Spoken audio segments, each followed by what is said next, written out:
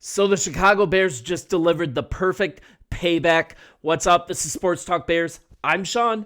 I post daily Bears videos. If you find this beneficial or it's just fun, hit the subscribe button. Would love to have you a part of this community as we head towards 10,000 subscribers.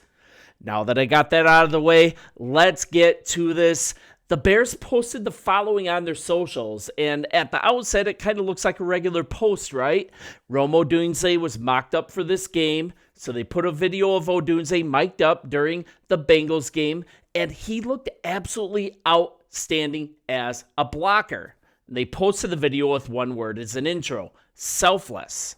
I mean, I think we already knew this about our number one receiver, and another reason that I love this is the simple fact it was a clear and direct response to his dad, James Odunze.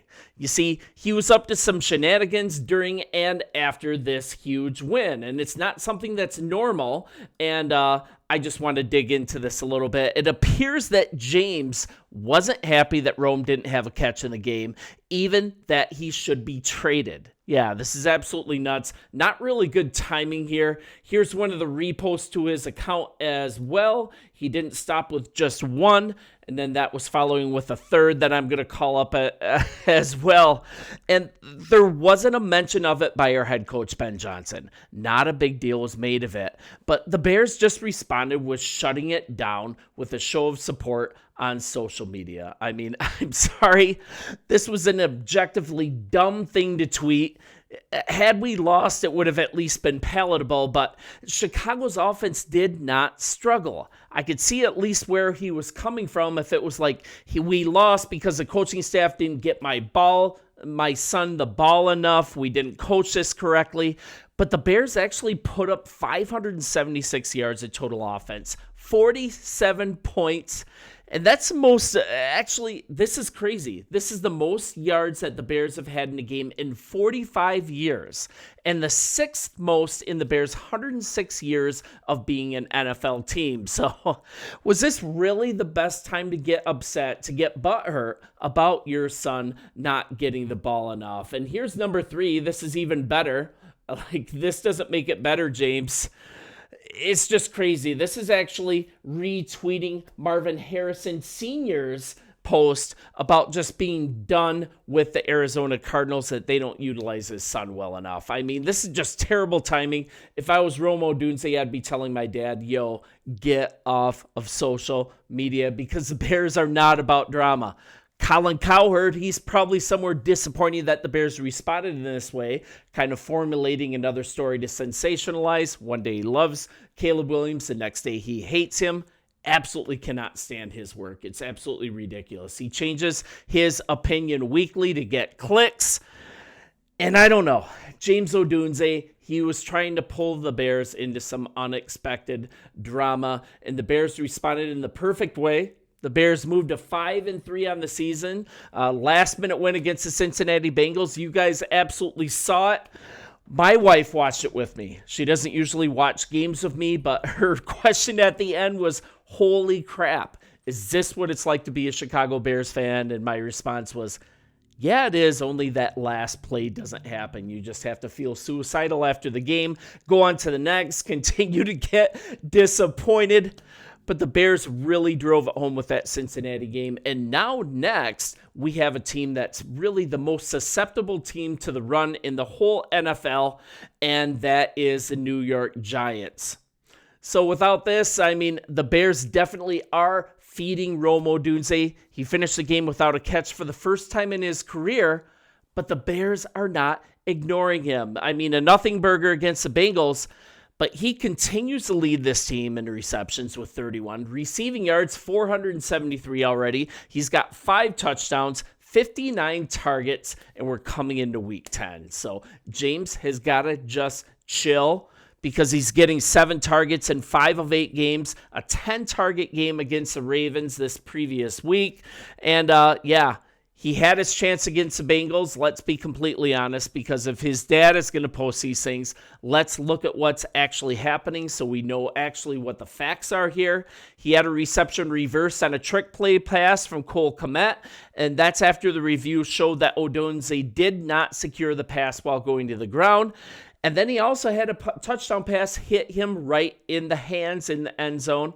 I mean, I think a defender tipped it a little bit, but it's not like the Bears were not trying to get him the ball. And more importantly, head coach Ben Johnson, he has said in the media that the way that this offense is tailored, the way that we have so many weapons, everybody's going to eat on particular weeks, and you need to just chill. If you're not getting the ball this week, continue blocking, continue doing the dirty work like Rome did so well, even on that last play that Colston Loveland won the game with that return of the Caleb Williams pass. Absolutely ridiculous. Rome Odunze, he blocked his butt off even on that play, but not everybody's going to eat every single week. And one thing that I like about this is that DJ Moore, he did eat. I absolutely love this. He had an apparent injury during the third quarter of the team's Week 9 win against the Bengals. Keep watch of practice reports. He actually sat out and then he came right back in after grabbing his hamstring after a catch.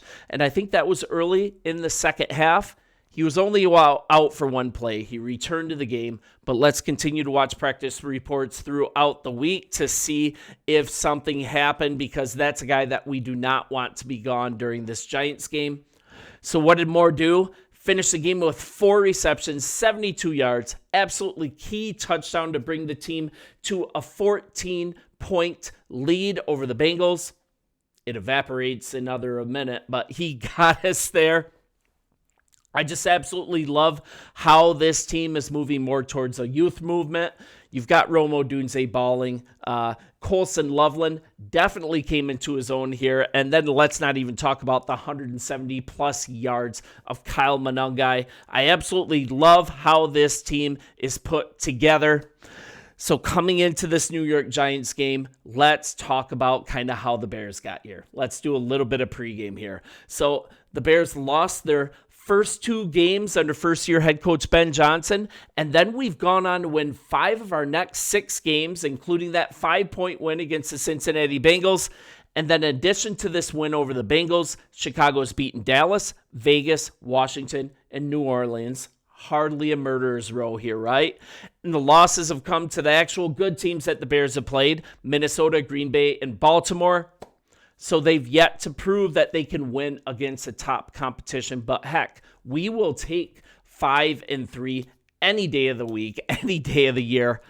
Now let's talk about how the Giants got here. The Giants' 2 wins. They've come at home against teams with winning records, Philadelphia and the LA Chargers, but then they've lost the rest of their games. So many ways that they've lost. They've lost against Washington, Dallas, Philly, Kansas City, New Orleans, Denver, in San Francisco last week. You're looking at, since rookie Jackson Dart took over, and that was in week 4, I believe, the Giants are 2-4, and they kind of have something here, and I'm going to close with this. They think they're pirates, I think. They have something called the turnover chest that's in New Jersey. It's employing the team to be pirates and concentrating on takeaways. So far, the chest is pretty empty. They only have 6 takeaways in 9 games. That's 4 picks, 2 fumble recoveries, the 3rd fewest in the NFL. And you could argue that the turnover chest is actually in Chicago, because the Bears enter Week 10 with the number 1 turnover differential in the league. That's plus 13. Absolutely ridiculous. A league-leading 19 takeaways, 13 interceptions. But they failed to record a takeaway in just 2 of their 9 games this year, both losses. And that's kind of how the defense is exposed a little bit with all the injuries and also these guys adjusting to the scheme. If we don't take it away on defense, we've been in trouble. No coincidence that the 2 losses out of the 9 games this year, both of them have been losses with having 0 takeaways. So we're looking at the Giants. They've turned over the ball 9 times this season. 5 were committed in 1 game against the Saints. They played 5 games this season in which they did not commit a turnover. The Giants defense has recorded just 1 takeaway in their last 3 games. All losses. You're looking at 2 really young quarterbacks of Jackson Dart and our own Caleb Williams. This should be a fun game. This is also a game that the Bears should definitely win. It's at home. We're going to chop it up leading up to Sunday. But I just wanted to talk about how even the Bears media department has changed, how they handle conflict has changed, how they handle press conferences has changed. It's changed all across this organization, and I really like the subtle way that they really quash the drama that James Odunze was trying to create. Maybe James Odunze was upset because he had his son on his fantasy football team. I don't know. Love how the Bears handle it. You guys let me know in the comments. Do you love how they handle it too? Bear down, and we will talk throughout the week heading into this New York game. See ya.